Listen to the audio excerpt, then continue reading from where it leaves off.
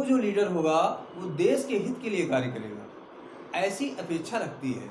यदि वो सरकार या वो गवर्नमेंट यदि देश की जनता के हित के लिए कार्य नहीं करती है, उसके कल्याण वेलफेयर के लिए कार्य नहीं कर रही होती है, तो ऐसी जो गवर्नमेंट होती है उसको, जो देश के नागरिक हैं, उसे उसके पद से हटा देते हैं। तो ऐसी व्यवस्था जो है वो डेमोक्रेसी में होती है। अब डेमोक्रेसी में कैरेक्टरिस्टिक्स क्या है? कैरेक्टरिस्टिक्स क्या है? देखिए, कैरेक्टरिस्टिक्स में डेमोक्रेसी में जनता का शासन होता है। डेमोक्रेसी में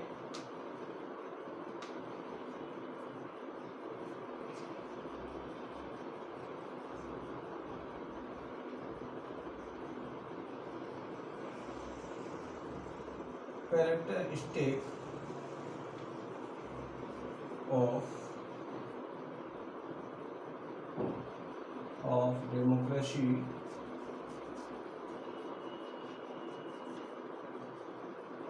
कैरेक्टरिस्टिक ऑफ डेमोक्रेसी यानी democracy, characteristics of democracy. Democracy की विशेषताएं क्या है? डेमोक्रेसी में जो शासन होता है वो जनता के द्वारा चुने हुए लोगों के द्वारा चलाया जाता है। जनता के द्वारा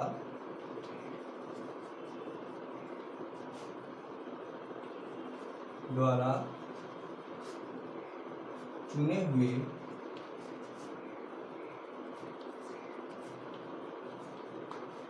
लोगों के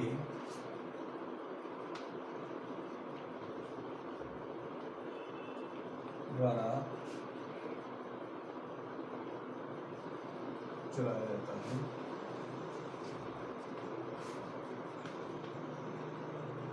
मतलब डेमोक्रेसी में जनता के द्वारा चुने हुए लोगों के द्वारा शासन चलाते हैं। दूसरी जो है उत्तरदायित्व सरकार। जो डेमोक्रेसी में गवर्नमेंट होती है, उत्तरदायित्व यानी उत्तरदायित्व रिस्पॉन्सिबल होती है अपने कार्यों के प्रति। यदि कोई भी सरकार ऐसे कार्य करती है तो वो जनता के लिए जवाबदेह होती है, जनता के लिए जवाबदेह होती है। अगर वो उस आम जनता के हित के लिए कार्य नहीं कर रही होती तो ऐसी सरकार जो है कुछ समय के पश्चात उसे उसके पद से हटा दिया जाता है।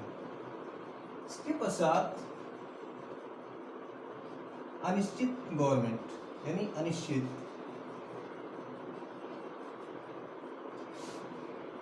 अनिश्चित सरकार। जो डेमोक्रेसी में जो गवर्नमेंट होती है वो कोई ऐसा नहीं है कि वो 5 ईयर्स तक ही अपने पद पे रहे या 5 ईयर्स तक ही वो शासन चलाए।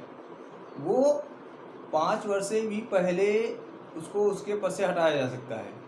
यदि वो सरकार जनता के हित के लिए कार्य नहीं कर रही होती है तो उसको उसके पद से हटा दिया जाता है। और डेमोक्रेसी में क्या इसकी फीचर्स हैं? डेमोक्रेसी में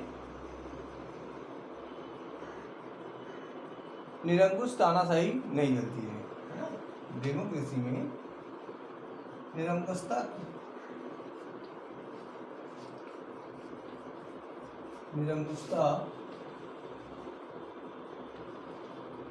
नहीं होती है।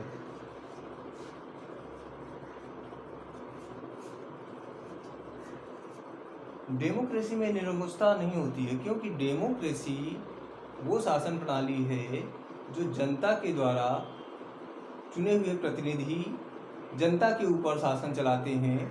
ऐसी जो गवर्नमेंट होती है वो निरंकुश नहीं हो सकती है। यदि निरंकुश होती है तो गवर्नमेंट जो है, जो देश का नागरिक हैं उनको उसके पद से हटा सकते हैं। और ये डेमोक्रेसी गवर्नमेंट को हमेशा इस चीज़ की शंका बनी रहती है कि कहीं जो है उसे जनता का समर्थन ना मिलने पर उसको उसके पद से हटाया जा सके। तो इसलिए वो निरंकुशता नहीं दिखा सकती है किसी भी कंडीशन में। तो इस तरह से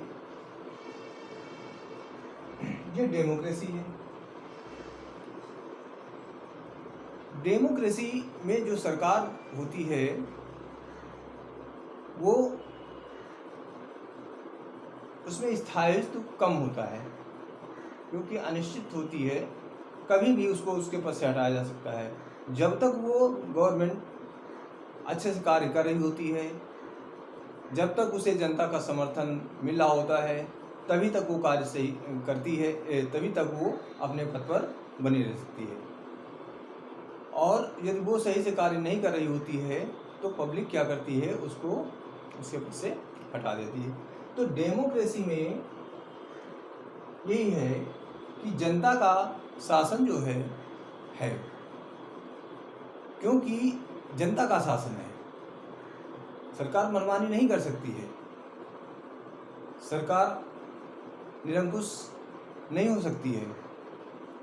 यदि ऐसा गवर्नमेंट करती है तो उसको उसके पद से बर्खास्त कर दिया जाता है। तो इस तरह से ये फीचर्स हैं। तो फिर से एक बार मैं रिमाइंड करता हूँ कि डेमोक्रेसी क्या है, व्हाट इज डेमोक्रेसी। डेमोक्रेसी दो वर्ड से मिलकर के बना है, डेमो प्लस क्रेसी, यानी जनता का शासन। डेमो जनता और क्रेसी शासन, जनता का शासन। ऐसी सरकार जो जनता के द्वारा संचालित होती हो, जनता के प्रतिनिधियों के द्वारा संचालित होती हो, उसी को डेमोक्रेसी कहते हैं, उसी को लोकतंत्र कहते हैं, उसी को जनतंत्र कहते हैं। और हमारे संविधान कॉन्स्टिट्यूशन में, संविधान में डेमोक्रेसी व्यवस्था, हमारे जो संविधान के जो निर्माता थे उन्होंने लोकतंत्र शासन प्रणाली की स्थापना की थी, और तभी से जो है ये शासन प्रणाली हमारे देश में चल रही है। तो इसमें जो है कोई भी गवर्नमेंट हो, डेमोक्रेसी में, जैसे अपने यहाँ डेमोक्रेसी सिस्टम है, लेकिन कहीं कहीं पे ऑटोक्रेसी है, कहीं पर डेमोक्रेसी सिस्टम है तो कहीं पर ऑटोक्रेसी है। भाई डेमोक्रेसी में जनता का शासन होता है, ऑटोक्रेसी में निरंकुश शासन होता है, राजा का होता है। ओके, तो इस तरह से डेमोक्रेसी वो सिस्टम है, वो सरकार है, वो व्यवस्था है जहाँ पर जनता के द्वारा चुने हुए प्रतिनिधि जनता के ऊपर शासन चलाते हैं। ऐसी जो गवर्नमेंट होती है वो डेमोक्रेसी होती है।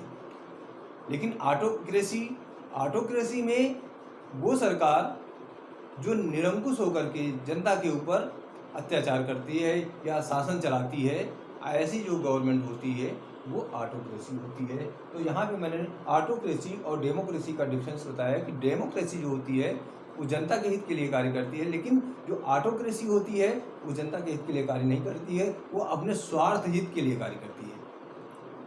ओके, तो इस तरह से डेमोक्रेसी और फीचर्स ऑफ डेमोक्रेसी।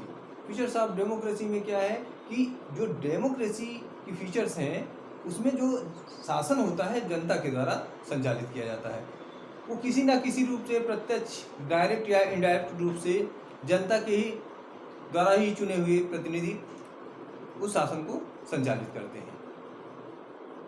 तो इस तरह से बच्चों डेमोक्रेसी के इंट्रोडक्शन को मैंने बताया, और इस चैप्टर में सिविक का फर्स्ट चैप्टर है और इसी में डेमोक्रेसी के बारे में डिस्कस करते रहेंगे। डेमोक्रेसी से रिलेटेड अलग अलग इसकी पीढ़ी हैं और इसमें डेमोक्रेसी को और डिटेल में बताया गया है। तो ये आज फर्स्ट टॉपिक है सिविक्स का, और इससे रिलेटेड क्वेश्चंस आंसर्स मैं भेजूंगा और उन्हें अपनी काउंट नोटबुक में नोट करिएगा। तो इस तरह से बच्चों ध्यान देना है कि India is a democratic country. India जो है हमारी वो डेमोक्रेटिक कंट्री है, एक जनतंत्र या प्रजातंत्रात्मक शासन है, क्योंकि यहाँ पर जो शासन है वो जनता के द्वारा ही चुने हुए प्रतिनिधियों के द्वारा ही संचालित हो रहा है। और कहाँ किसके ऊपर कर रहे हैं? वो देश के नागरिकों के ऊपर कर रहे हैं। यही तो लोकतंत्र है, यही तो डेमोक्रेसी है। ओके, तो इस तरह से बच्चों मैंने डेमोक्रेसी और एंड देयर फीचर्स के बारे में मैंने डिस्कस किया। तो I hope you will understand. Thank you.